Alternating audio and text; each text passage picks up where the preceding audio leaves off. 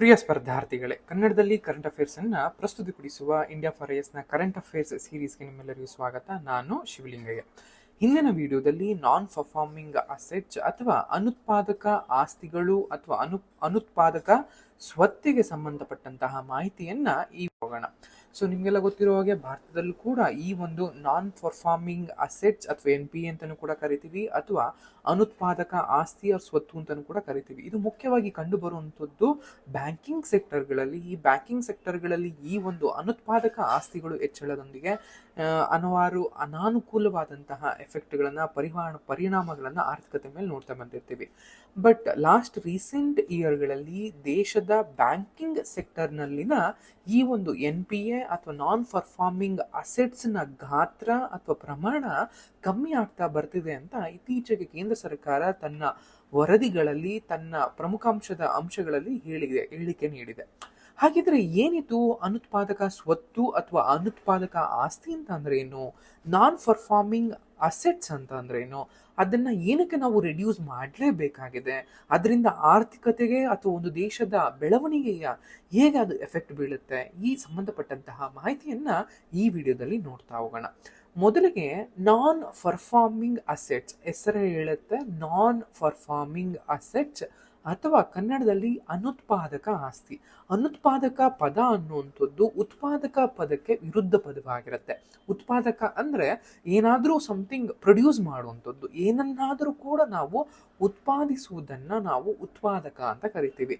ಹಾಗಿದ್ರೆ ಅನುತ್ಪಾದಕ ಅಂದ್ರೆ ಏನು, ಏನನ್ನೂ ರಿಟರ್ನ್ ಮಾಡದ ಅಥವಾ ಏನನ್ನೂ ಉತ್ಪಾದಿಸದ, ಅಂದ್ರೆ ವೇ ಬ್ಯಾಕ್ ತಿರುಗಿ ವಾಪಸ್ ಏನನ್ನೂ ಉತ್ಪಾದನೆ ಮಾಡದಲೇ ಇರುವಂತಹ ಸ್ಥಿತಿಯನ್ನ, ಪ್ರೋಸೆಸ್ ಅನ್ನ ನಾವೇನಂತ ಕರಿಬಹುದು, ಅನುತ್ಪಾದಕ ಅಂತ ಕರಿತೀವಿ. ಹಾಗೆಯೇ ಆಸ್ತಿಗೂ ಕೂಡ ಇರುತ್ತೆ, ಸ್ವತ್ತಿಗೂ ಕೂಡ ಇರುತ್ತೆ.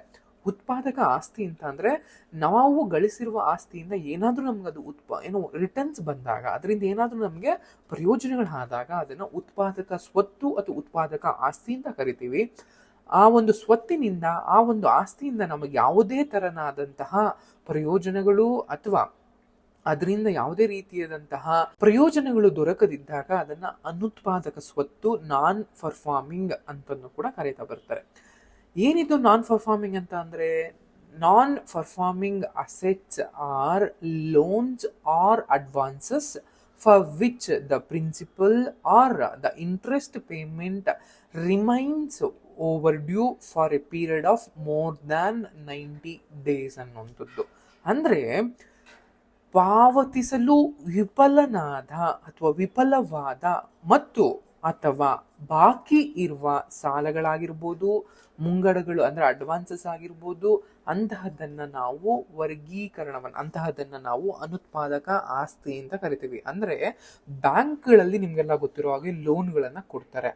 ಲೋನ್ಗಳನ್ನ ಕೊಟ್ಟಾಗ ಅದಕ್ಕೆ ಇಂಟ್ರೆಸ್ಟ್ ಆಗಿ, ಅದಕ್ಕೆ ನಾವು ಮರುತ್ತರವಾಗಿ ನಾವು ಇಂಟ್ರೆಸ್ಟ್ ಅನ್ನ ಪೇ ಮಾಡ್ತೀವಿ. ಅಂದ್ರೆ ನಾವು 1,00,000 ಅಥವಾ 1,000 10,000 ನಾನು ಬ್ಯಾಂಕಿನ ಸಾಲವನ್ನು ತೆಗೆದುಕೋಬೇಕಾದ್ರೆ ನಾವು ಯಾವ್ದಾದ್ರು ಒಂದು ಕೊಲಾಟ್ರಲ್ ಸೆಕ್ಯೂರಿಟಿಯನ್ನ, ಮೇಲಾಧಾರವನ್ನ ಕೊಟ್ಟಿರ್ತೀವಿ. ಅಂದ್ರೆ ಅವ್ರು ಸುಮ್ಮನೆ ಸಾಲ ಕೊಡೋದಿಲ್ಲ. ಬ್ಯಾಂಕಲ್ಲಿ ಸಾಲ ಕೊಡೋದಕ್ಕಿಂತ ಮುಂಚೆ ನಮ್ಮ ಹತ್ರ ಇಷ್ಟು ನನ್ನ ಸೆಕ್ಯೂರಿಟಿ ಇದೆ, ನಂತರ ನಾನು ಆ ಸಾಲವನ್ನ ತೀರ್ಸೋದಿಕ್ಕೆ ಅರ್ಹನಿದ್ದೀನಿ ಅನ್ನುವಂತಹ ಒಂದು ಮಾತುಕತೆಗೋಸ್ಕರ ಒಂದು ಮುಂಗಡವನ್ನ ಅಥವಾ ಮೇಲಾಧಾರವನ್ನ, ಕೊಲಾಟ್ರಲ್ ಸೆಕ್ಯೂರಿಟಿಯನ್ನ ಇಟ್ಟು ನಾನು ಸಾಲವನ್ನು ತೆಗೆದುಕೋತೀನಿ. ಅದಕ್ಕೆ ಪ್ರತಿರೂಪವಾಗಿ ತಿಂಗಳಿಗೆ ಇಷ್ಟು ಅಂತ ಬಡ್ಡಿಯನ್ನ ಕಟ್ಟೋದ್ರ ಜೊತೆಗೆ ಆ ಸಾಲವನ್ನ ವಾಪಸ್ ಕಟ್ತೀನಿ. ಸೊ ಈ ರೀತಿಯಾಗಿ ಅಗ್ರಿಮೆಂಟ್ ಮಾಡ್ಕೊಂಡು ನಾವು ಸಾಲವನ್ನು ತೆಗೆದುಕೊಂಡಿರ್ತೀವಿ. ಬಟ್ ಒಂದು ಸರಿ ನಾವು ಈ ರೀತಿ ಸಾಲವನ್ನು ತೆಗೆದುಕೊಂಡ ಮೇಲೆ ತಿಂಗಳು ನಾವು ಬಡ್ಡಿಯನ್ನು ಕಟ್ಟಬೇಕಾಗಿರುತ್ತೆ. ಆದರೆ 90 ದಿನಗಳವರೆಗೆ ಅಂದ್ರೆ 3 ತಿಂಗಳವರೆಗೂ ಕೂಡ ಯಾವುದೇ ರೀತಿಯಂತ ಬಡ್ಡಿಯನ್ನ ನಾವು ಕಟ್ಟಲಿಲ್ಲ ಅಂದ್ರೆ, ಸಾಲವನ್ನ ಹಿಂದಿರುಗಿಸ್ಲಿಲ್ಲ ಅಂತಂದ್ರೆ, ಅಂತಹ ಸಾಲ ಏನಿರುತ್ತೆ ಆ ಸಾಲವನ್ನ ಬ್ಯಾಂಕಿಂಗ್ ಸೆಕ್ಟರ್ ಅವರು ನಾನ್ ಪರ್ಫಾರ್ಮಿಂಗ್ ಅಸೆಟ್ಸ್ ಅಂತ ಕನ್ಸಿಡರ್ನ ಮಾಡ್ತಾರೆ.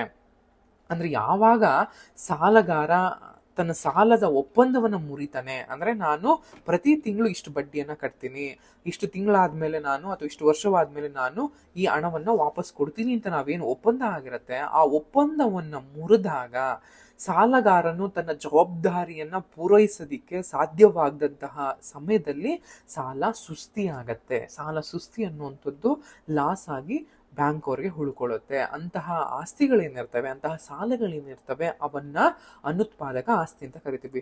ಇದನ್ನ ಆಸ್ತಿ ಅಂತ ಯಾಕೆ ಕರಿತಾ ಇದೀವಿ, ಸಾಲ ಅಂತ ಕರಿಬಹುದಲ್ಲ? ನಮಗದು ಸಾಲ ಇರ್ಬೋದು, ಆದ್ರೆ ಸಾಲ ಕೊಡುವಂಥದ್ದು ಬ್ಯಾಂಕ್ಗೆ ಆಸ್ತಿ ಇರುತ್ತೆ. ಯಾಕೆಂದ್ರೆ ಅದರಿಂದ ಅವ್ರಿಗೆ ರಿಟರ್ನ್ಸ್ ಬರೋದಿರುತ್ತೆ. ಸೊ ಅದರಿಂದಾಗಿ ಲಾಭವನ್ನ ಗಳಿಸ್ತಾರೆ. ಸೊ ಅದರಿಂದಾಗಿ ಸಾಲ ಕೊಡುವಿಕೆ ಏನಿದೆ, ಸಾಲ ನೀಡುವಿಕೆ ಏನಿದೆ, ಅದನ್ನ ಬ್ಯಾಂಕ್ಗಳು ಅಸೆಟ್ಸ್ ಅಂತ ಕನ್ಸಿಡರ್ ಮಾಡ್ತಾರೆ.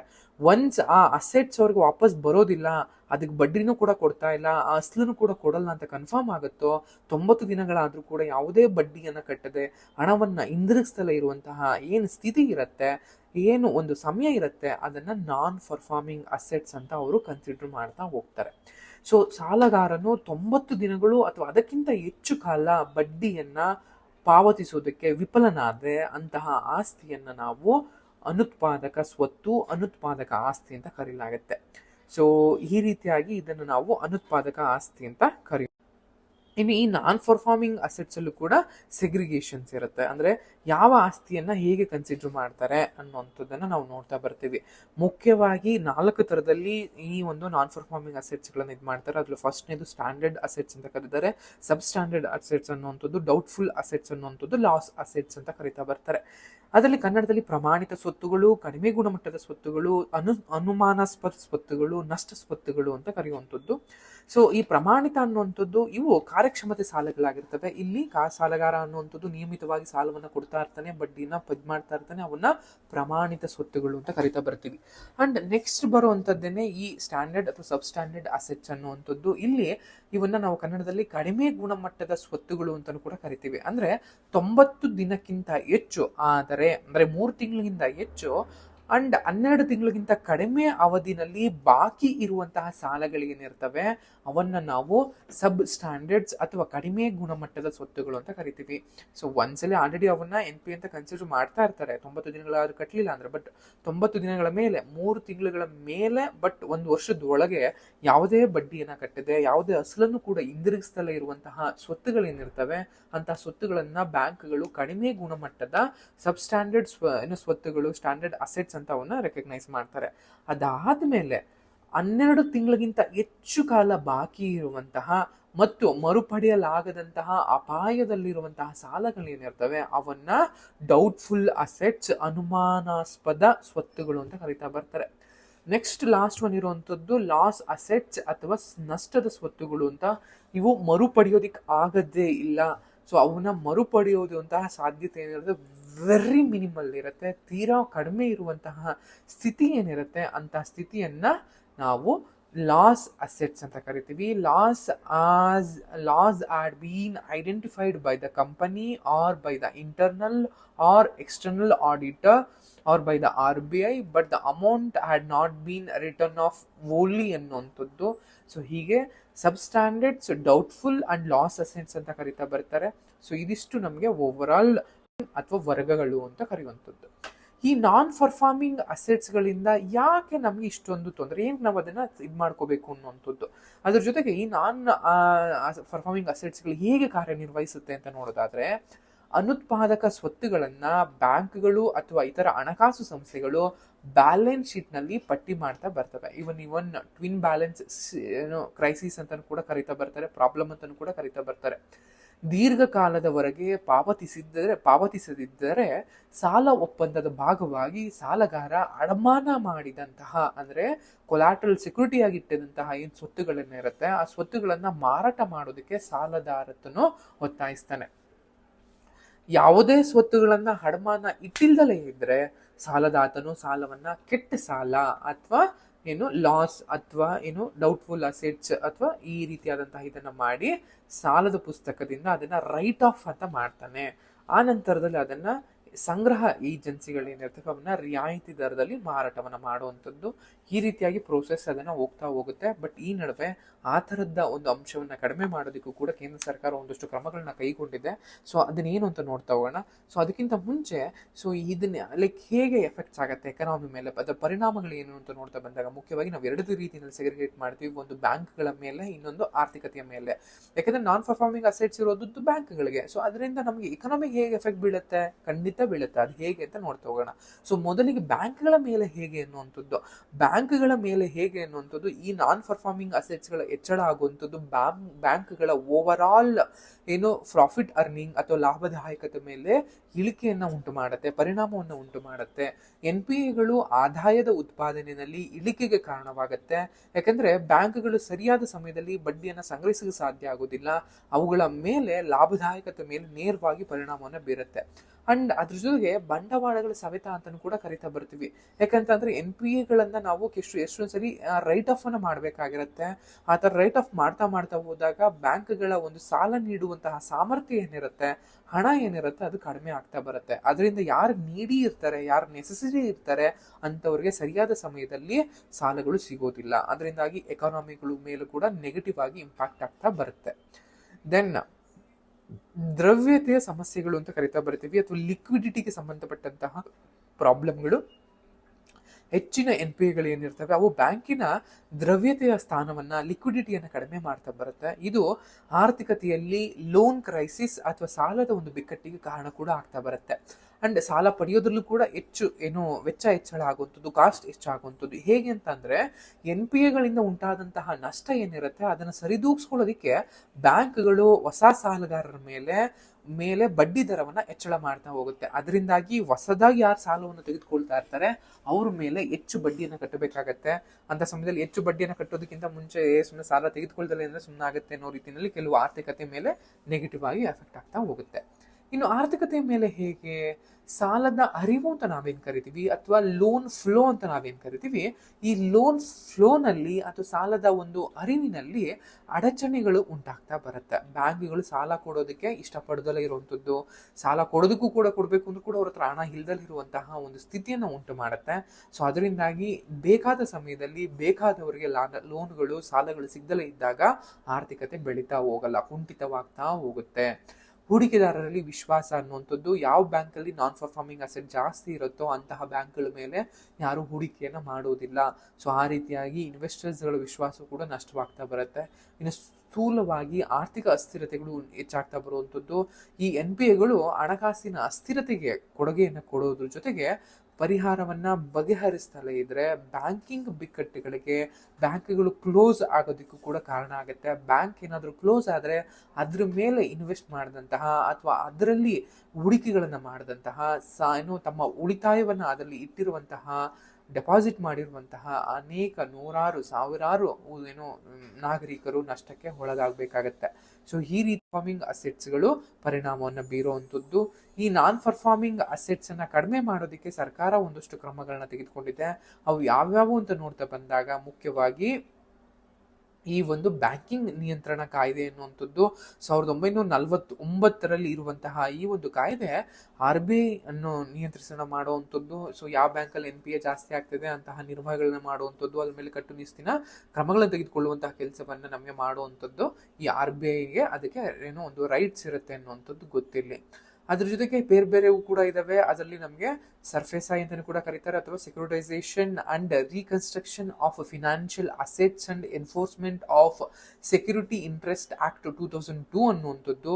ಇದು ಮುಖ್ಯವಾಗಿ ಹಣಕಾಸು ಆಸ್ತಿಗಳ ಒಂದು ಸೆಕ್ಯೂರಿಟೈಸೇಷನ್ ಆಗಿರ್ಬೋದು, ಪುನರ್ ನಿರ್ಮಾಣ ಆಗಿರ್ಬೋದು, ಮತ್ತು ಭದ್ರತಾ ಆಸಕ್ತಿಗಳ ಒಂದು ಜಾರಿ ಕಾಯ್ದೆ ಅಂತ ಕರೀತಾ ಬರುವಂಥದ್ದು. ಬ್ಯಾಂಕ್ಗಳು ಸಾಲಗಾರನ ಸ್ವತ್ತುಗಳನ್ನ, ಅಂದ್ರೆ ಯಾವಾಗ ಸಾಲ ತೆಗೆದುಕೊಳ್ಳೋ ಸಮಯದಲ್ಲಿ ಏನ್ ಕೊಲಾಟರಲ್ ಸೆಕ್ಯೂರಿಟಿ ಆಗಿ ಇಟ್ಟಿರ್ತಾರೆ ಅಂತಹ ಸ್ವತ್ತುಗಳನ್ನು ಸ್ವಾಧೀನಪಡಿಸ್ಕೊಳ್ಳೋದಕ್ಕೆ ನ್ಯಾಯಾಲಯಗಳ ಯಾವುದೇ ರೀತಿಯಾದಂತಹ ಹಸ್ತಕ್ಷೇಪಗಳಿಲ್ಲದೆ ಅವನ್ನ ಹರಾಜು ಮಾಡೋದಕ್ಕೆ ಅನುಮತಿಯನ್ನು ಕೊಡುತ್ತೆ. ಆ ಮೂಲಕ ಸಾಲವನ್ನ ಏನ್ ಕೊಟ್ಟಿರ್ತಾರೋ ಅದಕ್ಕೆ ಹಣವನ್ನು ವಾಪಸ್ ಪಡೆದುಕೊಳ್ಳೋಕೆ ಅವಕಾಶವನ್ನ ಕೊಡ್ತಾ ಬರುತ್ತೆ. ಅದಾಗಿರ್ಬೋದು. ಅದ್ರ ಜೊತೆಗೆ ಬೇರೆ ಬೇರೆ ಹೊಸದಾಗೂ ಕೂಡ ತರಲಾಗಿದೆ. ಸೊ ಅದರಲ್ಲಿ ದಿವಾಳಿ ಸಂಹಿತೆ ಅಂತಾನು ಕೂಡ ಕರಿತಾ ಬರ್ತೀವಿ. ಸೊ ಈ ದಿವಾಳಿ ಸಂಹಿತೆ ಅನ್ನುವಂಥದ್ದು ಮುಖ್ಯವಾಗಿ ಇತ್ತೀಚೆಗೆ ಕೇಂದ್ರ ಸರ್ಕಾರ ತಂದಿರುವಂಥದ್ದು. ಆ ಮೂಲಕ ಬ್ಯಾಂಕಿಂಗ್ ಸೆಕ್ಟರ್ ನಲ್ಲಿನ ಈ ಒಂದು ಹಣಕಾಸು ದಿವಾಳಿತನ ಅಥವಾ ನಾನ್ ಪರ್ಫಾರ್ಮಿಂಗ್ ಅಸೆಟ್ಸ್ ಅಂತ ಏನಿತ್ತು ಅದನ್ನ ಕೆಲಸವನ್ನು ಸರಿಯಾಗಿ ಮಾಡೋದಕ್ಕಾಗಿರ್ಬೋದು, ಅಥವಾ ಕಾರ್ಪೊರೇಟ್ ಸಾಲಗಳ ಒಂದು ಸಮಯಬದ್ಧವಾದ ಪರಿಹಾರವನ್ನು ಕಂಡುಕೊಳ್ಳೋದಕ್ಕೂ ಕೂಡ ಇದು ಮಾಡ್ತಾ ಇದೆ. ಸೊ ಅದರಿಂದಾಗಿ ಎಕ್ಸಾಮ್ ಪರ್ಸ್ಪೆಕ್ಟಿವ್ ಕೂಡ ತುಂಬಾ ಇಂಪಾರ್ಟೆಂಟ್ ಆಗಿರುತ್ತೆ. ನೀವು ಹೆಚ್ಚಿನ ಒಂದು ಮಾಹಿತಿಯನ್ನು ಇದಕ್ಕೆ ಇನ್ನೊಂದಷ್ಟು ಇದು ಮಾಡ್ತಾ ಬನ್ನಿ.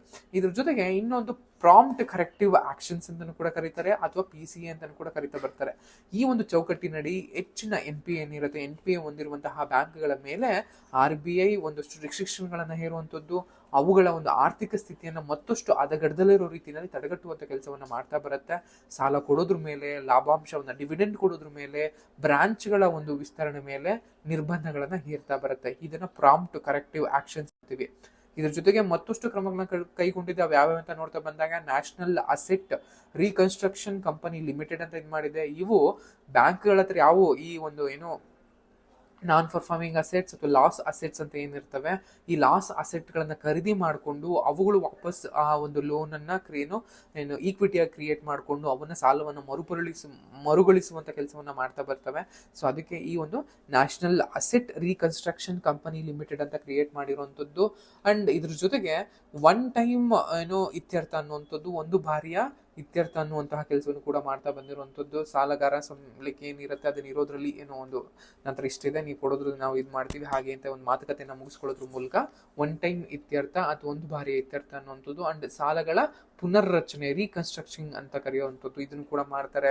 ಅಂಡ್ ಇದು ಇತ್ತೀಚೆಗೆ ಬ್ಯಾಂಕ್ಗಳ ಮರು ಬಂಡವಾಳೀಕರಣ ಅನ್ನುವಂಥದ್ದು, ಸಾರ್ವಜನಿಕ ವಲಯದ ಬ್ಯಾಂಕ್ಗಳೇನಿದಾವಲ್ಲ, ಮುಖ್ಯವಾಗಿ ಪ್ರೈವೇಟ್ ಬ್ಯಾಂಕ್ಗಿಂತ ಸಾರ್ವಜನಿಕ ವಲಯದ ಬ್ಯಾಂಕ್ಗಳನ್ನೇ ನಮಗೆ ಈ ಒಂದು ನಾನ್ ಪರ್ಫಾರ್ಮಿಂಗ್ ಅಸೆಟ್ ಜಾಸ್ತಿ ಇದ್ದು ಆ ಹೊರೆಯನ್ನ ಕಡಿಮೆ ಮಾಡೋದಕ್ಕೆ, ಆ ಹೊರೆಯಿಂದ ಚೇತರಿಸಿಕೊಳ್ಳೋದಕ್ಕೋಸ್ಕರನೇ ಅವರಿಗೆ ಒಂದು ಬಂಡವಾಳಗಳ ಒಂದು ಇನ್ಫ್ಯೂಸ್ ಅನ್ನ ಮಾಡಿದ್ದು, ಹೆಚ್ಚು ಬಂಡವಾಳನ ಕೊಟ್ಟಿದ್ದು, ಅವು ಇನ್ನೂ ಹೆಚ್ಚು ಎಕ್ಸ್ಪ್ಯಾಂಡ್ ಆಗಲಿ, ಎಕಾನಮಿಯನ್ನ ಬಡಿಲಿ, ಅದರಿಂದ ಲಾಭಾಂಶವನ್ನು ಪಡೀಲಿ ಅನ್ನುವಂತಹ ಇದನ್ನ ಮಾಡ್ತಾ ಇರುವಂಥದ್ದು. ಲಾಸ್ಟ್ ಟಾಪಿಕ್ ಅನ್ನು ನೋಡೋದಾದ್ರೆ ಈ NPA ಗಳನ್ನ ಮ್ಯಾನೇಜ್ ಮಾಡೋದ್ರಲ್ಲಿ ಇರುವಂತಹ ಕನ್ಸರ್ನ್ಗಳು ಅಥವಾ ಚಾಲೆಂಜಸ್ ಏನು ಅಂತ ಬಂದಾಗ ಕಾನೂನಾತ್ಮಕ ಮತ್ತು ನ್ಯಾಯಾತ್ಮಕವಾದಂತಹ ವಿಳಂಬಗಳು ಅನ್ನುವಂಥದ್ದು. ವಸೂಲಾತಿಗೆ ಸಂಬಂಧಪಟ್ಟ ಹಾಗೆ ನ್ಯಾಯಾಲಯದ ಪ್ರಕ್ರಿಯೆಗಳೇನಿರ್ತವೆ ಸಾಮಾನ್ಯವಾಗಿ ನಿಧಾನವಾಗಿರುತ್ತೆ. ಡಿಫಾಲ್ಟ್ ಸಾಲಗಾರರ ಸ್ವತ್ತುಗಳ ಒಂದು ದಿವಾಳಿ ಪ್ರಕ್ರಿಯೆಯನ್ನ ಕಡಿಮೆ ಮಾಡದೆ ವೇರಿ ಸಮಯವನ್ನು ತೆಗೆದುಕೊಳ್ತಾ ಬರುತ್ತೆ. ಸೊ ಇದು ಕೂಡ ಬೇರೆ ಎಫೆಕ್ಟ್ಸ್ ಆಗಿರುತ್ತೆ. ಅದರಿಂದ ಅದಾಗಿರ್ಬೋದು, ಬಲವಾದಂತಹ ಒಂದು ಸಾಲ ಮೌಲ್ಯಮಾಪನ ಕಾರ್ಯವಿಧಾನಗಳ ಒಂದು ಕೊರತೆ ಇರುವಂತದ್ದಾಗಿರ್ಬೋದು, ಪೊಲಿಟಿಕಲ್ ಹಸ್ತಕ್ಷೇಪಗಳು ಅಥವಾ ರಾಜಕೀಯ ಇಂಟರ್ಫಿಯರೆನ್ಸ್ ಅಂತ ಕೂಡ ನಾವೇನು ಕರಿತೀವಿ ಅದಾಗಿರ್ಬೋದು, ದಿವಾಳಿತನದ ಒಂದು ಕಾರ್ಯವಿಧಾನಗಳಿಗೆ ಪ್ರೋಸೆಸ್ಗಳಿಗೆ ಸಂಬಂಧಪಟ್ಟಂತಹ ವೆರಿ ಲಿಮಿಟೆಡ್ ನಾಲೆಡ್ಜ್ ಅಥವಾ ಈ ವೆರಿ ಲಿಮಿಟೆಡ್ ಆಕ್ಸೆಸಿಬಿಲಿಟಿ ಅಂತ ಕರಿತೀವಿ, ವೆರಿ ಸೀಮಿತವಾದಂತಹ ಅರಿವು ಮತ್ತು ಪ್ರವೇಶಿಸುವಿಕೆ ಏನಿರುತ್ತೆ ಅದರಿಂದಾಗಿಯೂ ಕೂಡ NPA ಗಳನ್ನ ನಾವು ಸರಿಯಾಗಿ ನಿರ್ವಹಿಸ್ಕೊಳ್ಳೋದಕ್ಕೆ ಆಗದಲ್ಲೇ ಇರುವಂತಹ ಒಂದು ಸಿಚುವೇಶನ್ ಅನ್ನ ಕ್ರಿಯೇಟ್ ಮಾಡ್ತಾ ಬರುತ್ತೆ. ಇದಿಷ್ಟು ಅಸೆಟ್ಸ್ ಅಥವಾ ಏನು ಅನುತ್ಪಾದಕ ಸ್ವತ್ತಿಗೆ ಸಂಬಂಧಪಟ್ಟಂತಹ ಮಾಹಿತಿ. ಈ ಮಾಹಿತಿ ಇಷ್ಟ ಆಗಿದೆ ಅಂತ ಭಾವಿಸ್ತಾ ಈ ವಿಡಿಯೋನ ಎಂಡ್ ಮಾಡ್ತಾ ಇದ್ದೀನಿ. Thank you.